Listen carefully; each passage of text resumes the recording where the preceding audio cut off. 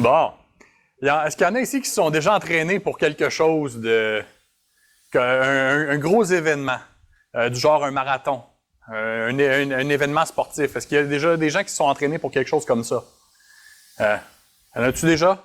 À part René? Juste René qui a la main levée? Bon. On a deux ou trois. Bon.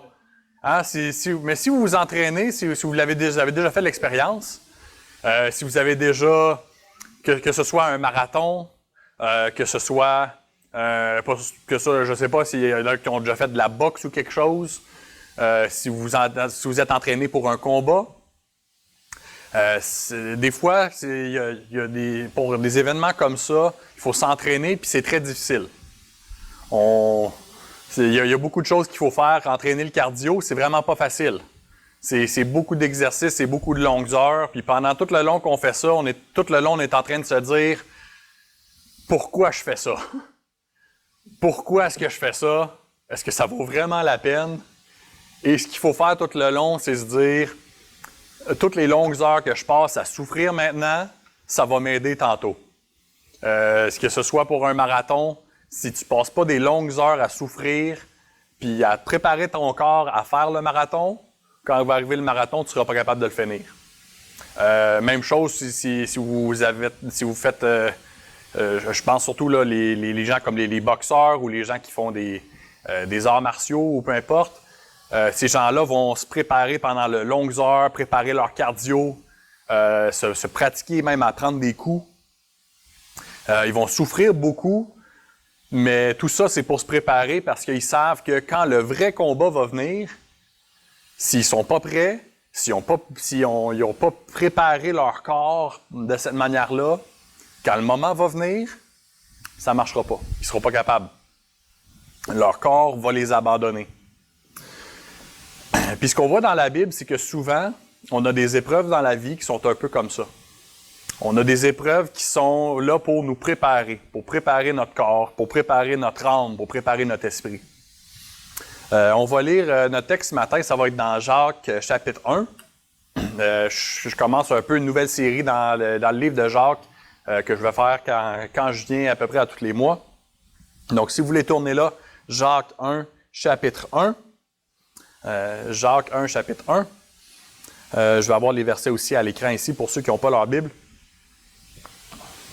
Donc, Jacques 1, chapitre 1, on voit, c'est écrit « Jacques, serviteur de Dieu et du Seigneur Jésus-Christ, aux 12 tribus qui sont dans la dispersion, salut! » Donc, c'est vraiment le début de la lettre. Jacques s'introduit comme étant un serviteur de Dieu et du Seigneur Jésus-Christ. Puis, juste pour clarifier en commençant, c'est qui Jacques? Dans la Bible, là, si vous lisez, surtout dans le livre des Actes, il y en avait plusieurs des Jacques. Des Jacques dans la Bible, il y en avait beaucoup. Ça semblerait que c'était un nom assez commun à l'époque. Moi, la garderie de mon fils s'appelle Logan. Ils sont 3 Logan dans la garderie. Donc, ils sont contents que mon fils, son surnom, c'est Ayo, parce que ça le permet au moins, lui, de le différencier. Il semblerait que Jacques, c'était un peu la même chose à l'époque. C'était un nom assez commun dans la Bible, dans cette génération-là. Il y a 1/6 des disciples de Jésus qui s'appelle Jacques. Il y en a 2. Il y a un autre des disciples que son père s'appelait Jacques. Mais il semblerait que ce Jacques-là, c'était aucun de ces Jacques-là. Le Jacques qui écrit ici, il semblerait que c'est le frère de Jésus. Ou le demi-frère de Jésus, je devrais dire. Pourquoi je dis le demi-frère de Jésus? Vous comprenez, parce que Jésus, il avait la même mère que Jacques, mais il n'y avait pas le même père. Évidemment, le père de Jésus, c'était Dieu. Le père de Jacques, par contre, c'était Joseph. Donc, c'est vraiment c'est le petit frère de Jésus. Ils auraient grandi ensemble. Ils ont vécu ensemble comme 2 frères. Avant la mort de Jésus, par contre, il semblerait que Jacques ne croyait pas en Jésus. Il y a même une histoire dans les évangiles où on voit Jacques puis un peu toute la famille qui viennent voir Jésus puis qui disent « Là, Jésus, peux-tu arrêter, là? Peux-tu rentrer à la maison? je trouve que tu en mets un peu beaucoup.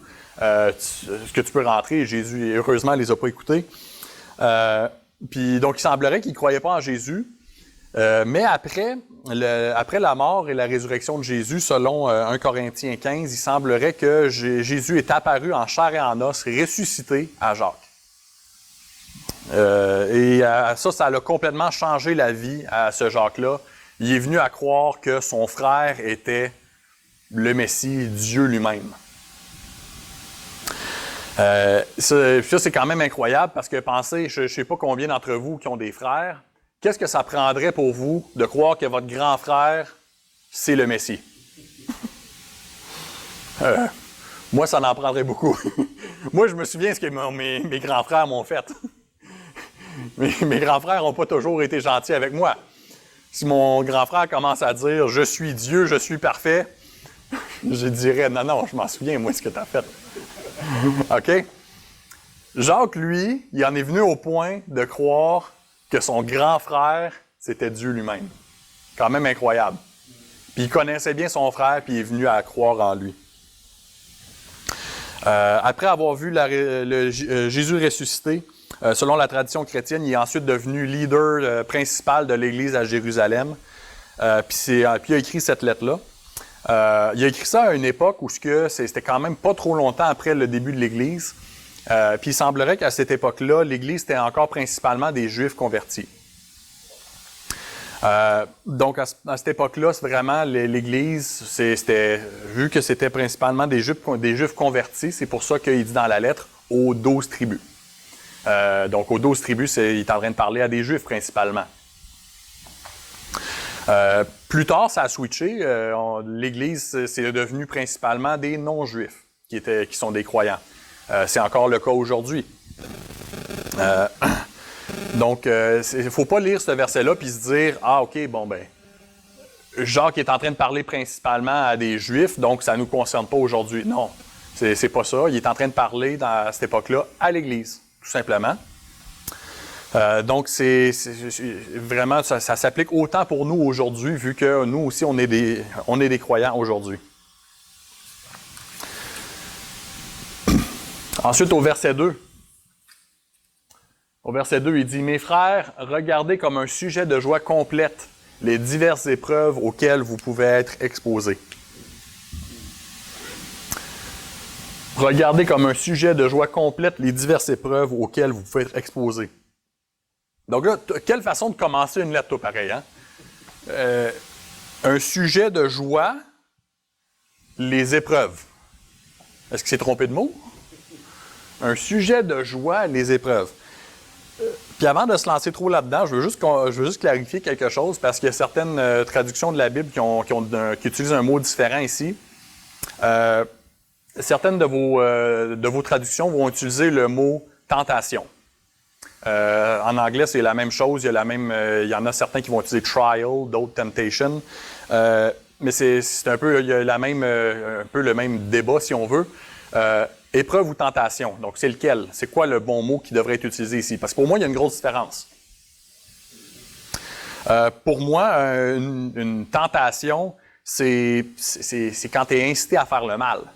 C'est quand tu as le goût de faire quelque chose qui est mal.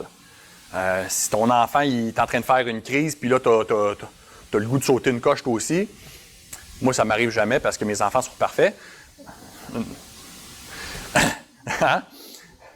Mais vous, ça doit vous être arrivé des fois, pour ceux qui ont des enfants. Ça c'est une tentation. Hein? C'est une tentation quand on a le goût de sauter une coche et de perdre le contrôle. Une tentation aussi, c'est, je ne sais pas moi, on voit le dernier biscuit qui reste, puis notre maman nous a dit de ne pas le manger, mais on a le goût de le manger parce qu'il a l'air bon. Ça, c'est une tentation. Et si on a mangé le 10 biscuits, puis après ça, notre mère, elle nous demande « C'est toi qui as mangé le biscuit? » Notre tentation, c'est de mentir. Elle dit « Non, non, c'est pas moi qui l'ai mangé. » Encore une fois, c'est une tentation. Donc, c'est d'être incité à faire le mal. Une épreuve, par contre, c'est très différent. Une épreuve, c'est les mauvaises choses qui nous arrivent, qui ne sont pas nécessairement causées par notre péché, même souvent pas du tout causées par notre péché. mais qui, quand même, qui nous font souffrir. Des choses comme la mort d'un proche, notre enfant qui se comporte vraiment mal, un désastre naturel, votre maison passe au feu, quelque chose comme ça. C'est pas de votre faute, mais vous souffrez pareil. Vous perdez votre emploi. Tout ça, c'est des choses qui nous font souffrir, c'est des épreuves par lesquelles on peut passer. Puis c'est très difficile de passer à travers. Donc, c'est des choses qui nous font souffrir, mais qui sont pas causées par notre péché. Donc, ceci étant dit, Jacques parle des épreuves ici. Donc, c'est-tu épreuve ou tentation qui est le bon mot? C'est des épreuves ici. Je ne vous donnerai pas une étude de mots grecs parce que ça ne vous dira pas plus de quoi à vous qu'à moi. Je n'essaierai pas de vous impressionner. Selon des gens qui sont beaucoup meilleurs que moi dans le grec original, par contre, c'est le mot épreuve ici. Donc, c'est un mot qui est utilisé pour quand on teste quelque chose, quand on le met à l'épreuve. C'est de penser à, je sais pas, des avions qu'on va tester, voir si les ailes sont solides. Si c'est pas des avions de Boeing, on s'assure que ce soit bien solide. Donc ça, c'est de mettre à l'épreuve. On va tester, voir si c'est bien solide. Donc si votre traduction utilise le mot tentation, vous avez le droit de mettre une flèche à côté, là, écrire épreuve. C'est un meilleur mot quand même. Donc le verset nous dit que vous regardez comme un sujet de joie les diverses épreuves auxquelles on peut être exposé. Nous, on a beaucoup de misère avec ça, puis je pense particulièrement dans notre monde occidental, on a particulièrement de misère avec ça. Puis je pense que c'est parce qu'on ne comprend pas la souffrance. Notre vie ici est plus facile que jamais. Même les plus pauvres parmi nous au Canada, on a généralement, on a au moins un toit par-dessus notre tête. On est capable de se chauffer. On a généralement un frigidaire pour conserver notre nourriture. Là, je parle vraiment là, au minimum. La plupart d'entre nous, on a beaucoup plus que ça. On a une laveuse pour laver notre linge. On a une sécheuse pour sécher notre linge. Certains d'entre nous, on a un lave-vaisselle pour laver notre vaisselle. On a des voitures pour nous aider à nous déplacer sur des longues distances très facilement. La plupart d'entre nous, on mange 2-3 fois par jour. On a même des télévisions puis toutes sortes de bébelles pour nous tenir occupés quand on n'a rien à faire, quand on a du temps libre. Puis juste ça, c'est quand même fou. On a du temps libre. Notre style de vie qui est juste, nous, on considère normal, ça leur a été réservé aux rois puis aux gens les plus riches il y a juste quelques centaines d'années. C'est pas normal que notre vie soit facile de même. Puis dans le passé, puis partout ailleurs dans le monde, souvent la vie se définit par la misère, par la souffrance. Même à l'époque de Moïse, il a fallu que Moïse il donne un commandement, il donne l'ordre aux gens, prenez une journée par semaine pour vous reposer. Puis même ça, dans ce temps-là, ça semblait insensé. Là. Attends, prendre une journée par semaine pour se reposer?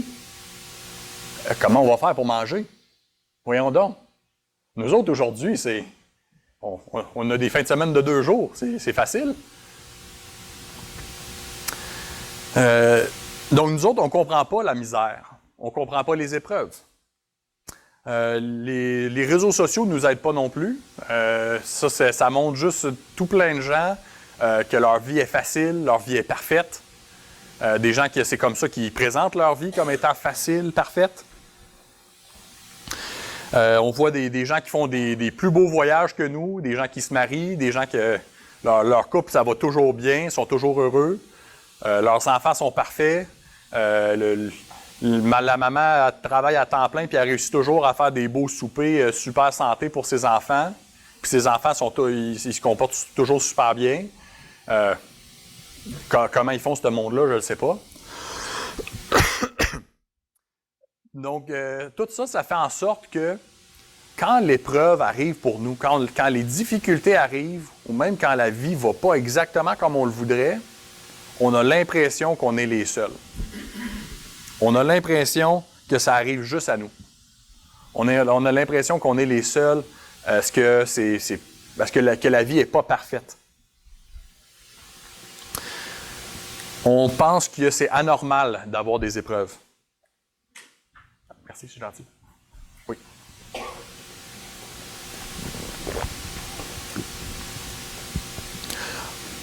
Donc, on pense que c'est anormal de vivre des épreuves dans ces moments-là. Mais la réalité, c'est qu'il n'y a rien d'anormal dans les épreuves. Il n'y a rien de... Il y a rien qui... C'est tout à fait normal de vivre des épreuves. C'est tout à fait normal de vivre des difficultés. Si ça se peut qu'en ce moment, vous vous dites, ben, ma vie va quand même bien, puis j'ai l'impression que ça va juste mal aller bientôt. La réalité, c'est... Oui, ça va mal aller bientôt.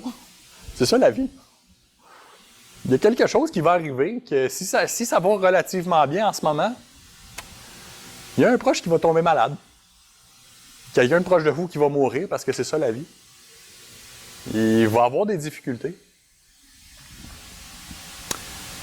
Ça va arriver.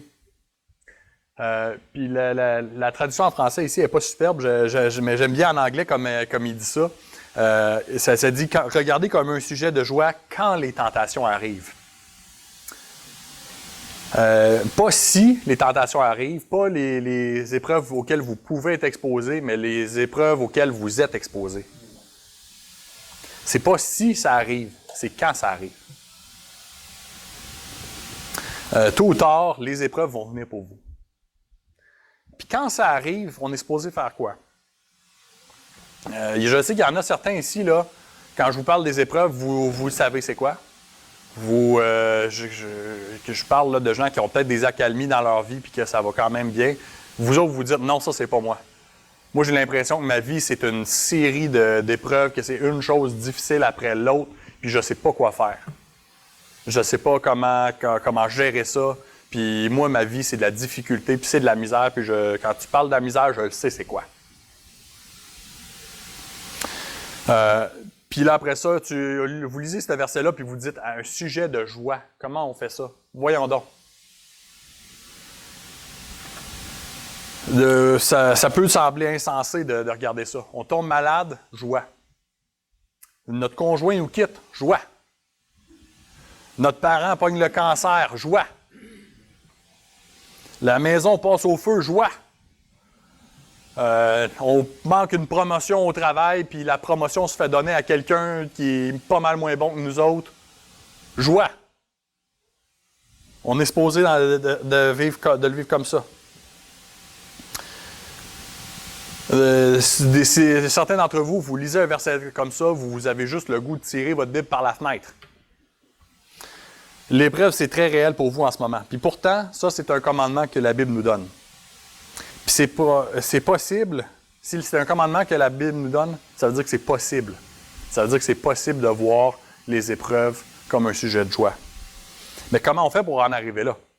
Il faut comprendre les versets qui suivent. Si on comprend pourquoi les épreuves sont bonnes pour nous, on peut les voir comme un sujet de joie. Verset 3, ça continue. Je vais être à la bonne place. Sachant que l'épreuve de votre foi produit la patience.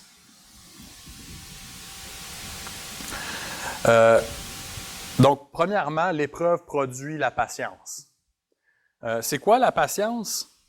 Nous autres, on le voit souvent comme la patience, ben c'est quand tu arrives à l'épicerie puis il y a une longue file pour aller à la caisse. Hein? On pense que c'est ça la patience. Ou quand on va dans, je ne sais pas, où vous allez renouveler votre permis de conduire, puis vous tirez un chiffre, vous êtes numéro 108, puis vous regardez, puis ils sont rendus au numéro 75. Hein? Nous autres, on le voit comme ça, hein, la patience. On le voit un peu comme une capacité de d'attendre passivement sans péter notre coche. Hein? C'est de même qu'on voit ça. On dit ça aux enfants, hein, sois patient. Dans le fond, ce qu'on est en train de leur dire, c'est fais pas de crise, OK? Fais pas de crise.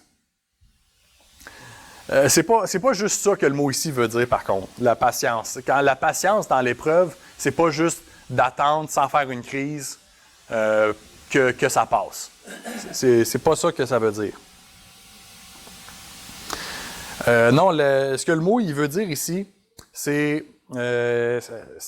implique l'endurance active, la persévérance dans la difficulté.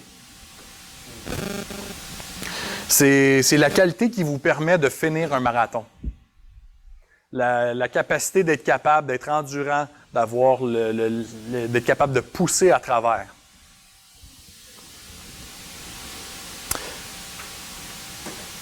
Puis remarquez aussi, donc c'est ça qui arrive quand notre foi est testée. Puis remarquez aussi que l'épreuve, ça dit pas que l'épreuve produit la foi. Ça dit pas que l'épreuve produit la foi. Ça dit que l'épreuve fait juste de tester la foi que vous avez déjà.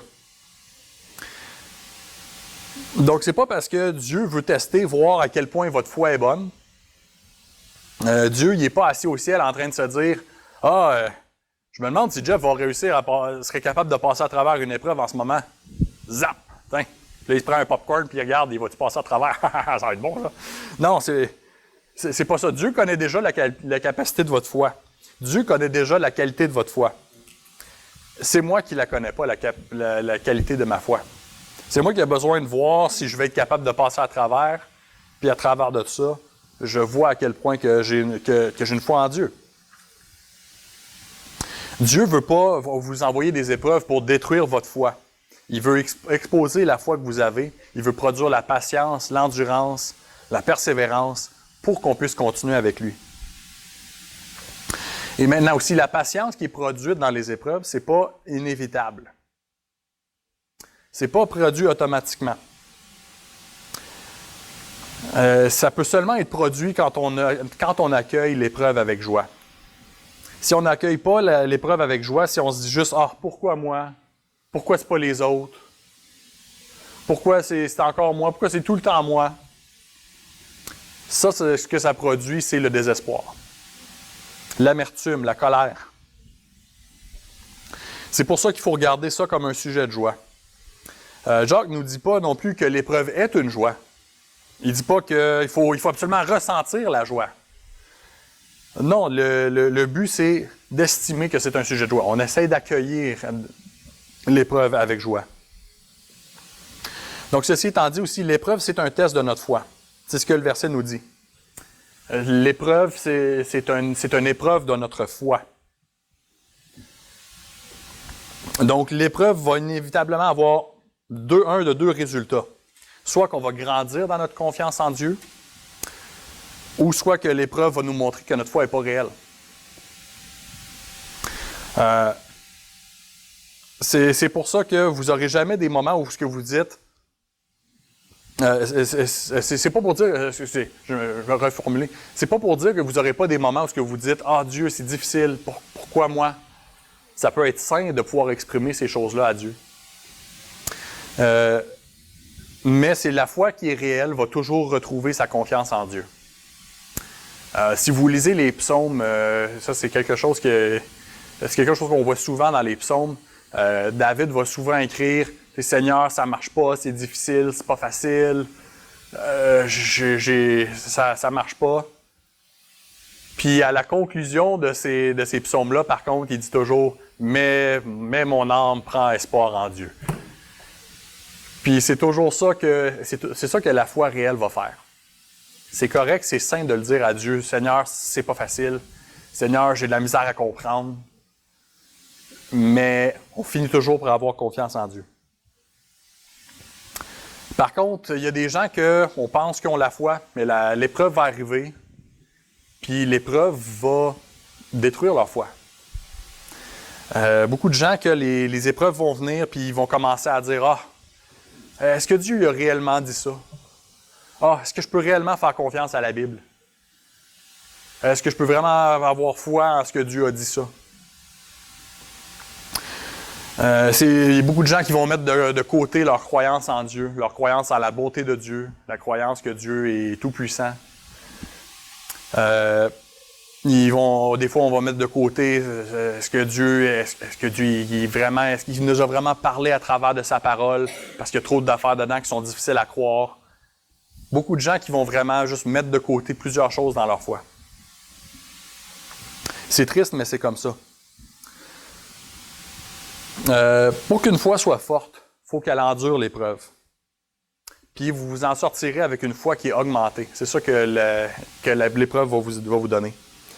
Je pense à quelqu'un comme il y a une auteure qui s'appelle Joni Eareckson Tada. Je ne sais pas si vous avez déjà lu de ses ouvrages. C'est une femme qui est paralysée. Puis elle peut pratiquement rien faire. Elle a écrit plusieurs livres sur la prière. Puis c'est une des choses qu'elle dit, c'est « Je remercie le Seigneur que je suis paralysé. J'ai rien d'autre à faire que de prier. » C'est quand même incroyable d'avoir une attitude comme ça. Elle pourrait être en train de dire « Ah, Dieu ne doit pas être si bon que ça. Parce que moi, je peux pas rien faire. Je peux pas faire toutes les choses que j'aurais aimé faire. » Non, au contraire, elle remercie le Seigneur. Parce qu'elle a plus de temps à passer avec. Quelqu'un d'autre aurait abandonné sa foi à cause de ça. Elle, ça l'a rapproché de Dieu. Et le verset 4, ça dit « Mais il faut que la patience accomplisse parfaitement son œuvre afin que vous soyez parfaits et accomplis sans faillir en rien. » La patience en soi, c'est pas le but. Le but, c'est qu'on soit, à travers de l'épreuve, qu'on soit parfait et accompli. Maintenant, le mot parfait, ça peut sembler difficile. Beaucoup d'entre nous, on peut voir ce verset-là et dire « Ah, OK, là, si le but, c'est qu'on soit parfait, ça donne rien, j'y arriverai pas. Je suis pas capable. Laisse faire. » Premièrement, il ne faut pas abandonner. La perfection, c'est un cheminement. Mais c'est peut-être pas non plus la perfection dans le sens qu'on ne commet plus jamais de péché que Jacques avait en tête ici. Je vous donne une citation d'un commentateur chrétien, du nom Adam Clarke, sur ce passage. Il dit « Plusieurs croient que ces expressions sont empruntées des jeux grecs. L'homme était parfait s'il obtenait la victoire dans une discipline particulière. Il était accompli ou entier s'il réussissait à obtenir la victoire dans chacune des exercices du pentathlon. » Donc, c'est possible que Jacques faisait référence à ça. Il disait que dans l'épreuve, c'est comme aux Jeux olympiques. C'est très intéressant d'y penser comme ça, de cette manière-là. De se dire que Dieu, ce qu'il veut, c'est des chrétiens qui sont accomplis. Tu sais, dans le verset, c'est ça qu'il dit, là. Hein? Qu'on soit parfait et accompli. Que Dieu, il veut pas juste des gens qui sont capables de gagner le sprint de 100 mètres, mais au contraire, qu'on soit capable de faire un décathlon. Il veut des chrétiens qui sont pas juste bons dans une chose, il veut des chrétiens qui sont bons dans toutes choses. Qui sont capables de gagner le décathlon de la vie, si on veut. Qui sont capables d'aimer, d'être généreux, d'avoir la joie, d'avoir la patience. Et soit dit en passant, la joie, vous pouvez seulement l'avoir si vous avez vécu des épreuves. Une personne qui est joyeuse, mais qui n'a jamais vécu de difficulté, vous ne le savez pas si sa joie est vraie.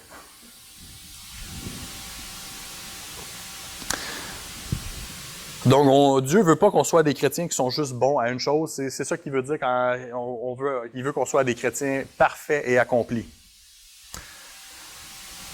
Donc, Dieu nous envoie des difficultés, c'est pour nous former. C'est pour bâtir notre caractère. Dieu nous envoie des épreuves pour nous préparer à faire des grandes choses. Je vous donne un exemple de ça. Je pense à un pasteur que j'aime particulièrement, un gars qui s'appelle Matt Chandler. Lui a eu une tumeur au cerveau. Il n'était pas vieux, il avait la trentaine. Ses enfants étaient encore tout jeunes. Il raconte l'histoire qu'à un moment donné, il est en train de mettre sa fille dans son Jolly Jumper. Puis pendant qu'il est en train de la mettre là, soudainement, il a commencé il est tombé par terre puis s'est mis à convulser.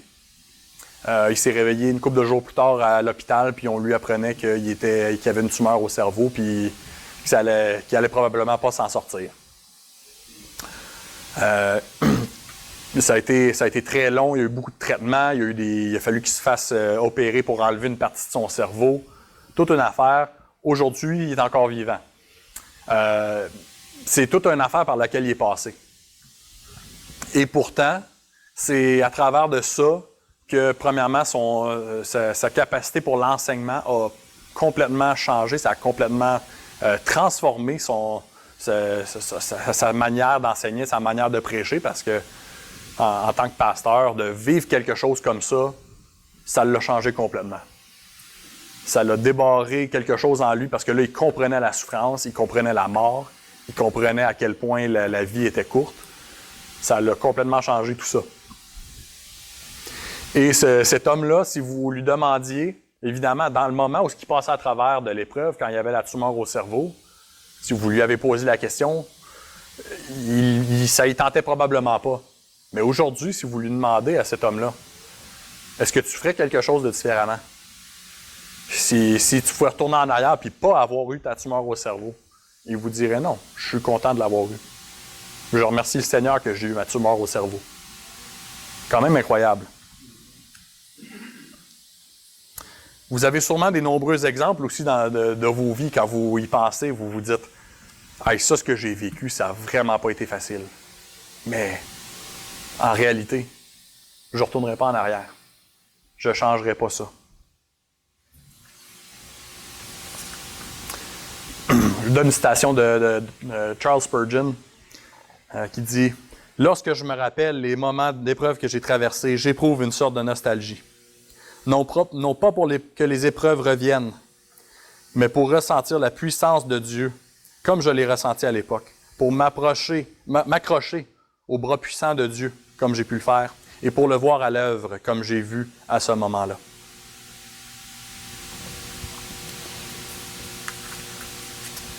C'est à ça que ça sert l'épreuve. Il faut qu'on se rapproche de Dieu. Dieu bâtit notre caractère. Donc, en conclusion, par rapport à tout ça, premièrement, de la misère. Dieu bâtit notre patience à travers des épreuves. Dieu bâtit notre caractère à travers des épreuves. Les meilleurs chrétiens sont ceux qui ont souffert. Avez-vous déjà remarqué ça? Les chrétiens qui sont les plus sages, ceux que vous admirez le plus, ça va habituellement être ceux qui ont souffert beaucoup. Puis le contraire est aussi vrai. Les gens dans la vie là, qui sont le moins admirables, qui sont... tu sais, les pires personnes dans la vie, là, c'est ceux qui l'ont eu facile. Avez-vous déjà remarqué ça? Les gens qui n'ont jamais eu besoin de mettre de l'eau dans leur bouteille de shampoing là, pour les tirer un peu, là, ces gens-là, ça, c'est-tu pas les pires personnes dans la vie pareil? Les gens qui n'ont jamais souffert et qui ne savent pas c'est quoi de souffrir. Le moindre inconvénient, là, ces gens-là, ils sont insupportables. Puis Dieu vous aime tellement qu'il va vous permettre de souffrir pour vous rendre comme Jésus. C'est comme ça qu'il faut voir l'épreuve pour pouvoir l'accueillir avec joie. Que Dieu vous aime tellement qu'il vous permet de souffrir pour vous rendre comme Jésus. Dieu, il se dit, je ne peux pas juste le laisser comme ça. Il faut que je le rende plus comme Jésus. Comment qu'on fait ça? À travers la souffrance. Parce que Jésus aussi a souffert. Je veux juste terminer avec une histoire vraie d'une femme qui a écrit dans son journal. Donc, c'est vraiment... je connais pas cette femme-là, mais ça semblerait que c'est vraiment... Ce qu'elle a écrit, c'est une histoire vraie. Donc, je vais juste terminer avec ça. Si vous m'aviez demandé ce pourquoi je suis reconnaissante avant septembre, j'aurais répondu que je suis reconnaissante pour ma famille, ma maison, mon travail et pour Dieu. Pour un mari qui m'aime et prend soin de moi, pour nos 4 enfants qui sont heureux et en santé, pour une maison que je n'aurais jamais rêvé d'avoir, pour une carrière qui me permet de travailler de chez moi, pour un Dieu qui m'a donné toutes ces choses. En septembre, de nulle part, par contre, mon mari m'a quitté nos 4 enfants pour une autre femme, qui elle aussi a quitté son mari et ses 2 enfants. Cette autre famille était des amis à nous. Nous étions partis en vacances avec eux à 3 reprises. Je croyais que cette femme était mon amie. Mon cœur est mort à l'intérieur de moi. Ça ne pouvait pas être réel. Mon mari chrétien, celui qui avait assuré nos enfants que bien que le divorce existe, que ça ne nous arriverait jamais. Celui qui disait qu'on avait fait une alliance, une promesse envers Dieu et l'un envers l'autre, et que nous allions toujours être présents ensemble si cet homme nous quittait. Je lui ai demandé ce qu'il allait dire aux enfants. Il a répondu qu'il ne le savait pas. Je lui ai dit, tu ne peux pas juste nous quitter sans parler aux enfants. Je me suis dit qu'assurément, ceci allait le frapper, qu'il n'allait pas être capable de regarder ses précieux enfants et leur dire qu'il s'en allait. Mais c'est ce qu'il a fait. Il les a fait descendre de leur chambre et il leur a dit qu'il partait. Les enfants ne comprenaient pas. Est-ce que c'était pour le travail? Est-ce qu'il reviendrait? Non, les enfants, je quitte, je ne reviens pas. Il est parti. Nous étions anéantis. Dieu, est-ce réellement dans ton plan? Comment est-ce que ça peut être ton plan pour notre vie? Je sais que tu guériras mon cœur, mais je sais que du mois en viendra. Mais comment? Je n'ai jamais été aussi fâché. Nos pauvres enfants souffrent terriblement. Ce que leur père veut passe avant leurs besoins. Il dit, j'aime encore mes enfants. Vraiment? Comment tu peux les aimer et leur causer autant de mal? Ensuite, la prochaine entrée dans le journal. Elle écrit, « Après 4 mois, Dieu commence à me guérir d'une manière que je ne crois pas vouloir être guéri. Je veux qu'il y ait justice, mais ce n'est pas à moi à la rendre. Comme je commence à essayer de prier pour lui, pas seulement par rapport à la situation. Je prie qu'il revienne, pas à moi, mais à Dieu. Je dois lui pardonner pour éviter l'amertume, mais comment y parvenir? Dieu me dit de prier, alors c'est ce que je fais. Je prie pour un miracle, pour qu'il s'en sorte, pour qu'il retrouve son chemin. Mais je dois aussi aller de l'avant sans lui. » Et ensuite, la dernière entrée dans le journal. Elle écrit, « Ça fait 6 mois et ma situation a seulement empiré. Mais pourtant, je me sens réellement béni. Mon mari est toujours parti, toujours avec sa blonde. Il m'a dit qu'ils feront partie de la vie de nos enfants et que je dois m'y habituer et de ne pas les détester. Il me dit que si elle est mon ennemi, il est mon ennemi aussi. Mes enfants gèrent toujours l'impact du départ de leur père. Ils sont déprimés, en colère, confus et frustrés. Mon plus vieux a commencé à questionner sa foi. Il se rebelle contre toute autorité et s'en prend à la famille. La maison est à vendre, une vente à découvert qui pourrait finir en saisie. Et pourtant, à travers de tout ça, j'en suis venu à connaître Dieu à un autre niveau, à le voir travailler d'une manière dont j'avais seulement entendu parler. L'expérience est assez incroyable. Je n'avais jamais vécu de tragédie dans ma vie. Donc, jamais eu besoin de m'en remettre complètement à Dieu. J'avais déjà prié et vu Dieu agir, mais pas comme ça.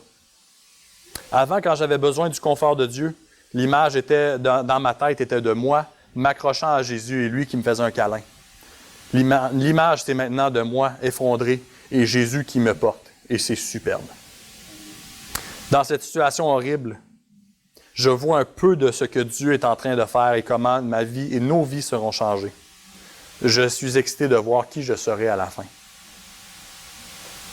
Êtes-vous capable de faire confiance à Dieu de cette manière-là? C'est là que Dieu veut nous amener dans l'épreuve. C'est d'avoir une meilleure connaissance de lui et une foi en lui qui est approfondie. On va prier pour terminer. Seigneur, merci que tu nous aimes. Merci que tu veux nous faire grandir. Merci que tu nous aimes tellement que tu veux qu'on soit plus comme toi. Je prie que tu sois glorifié à travers des partages ce matin. Merci pour chacune des personnes qui sont ici ce matin. Amen.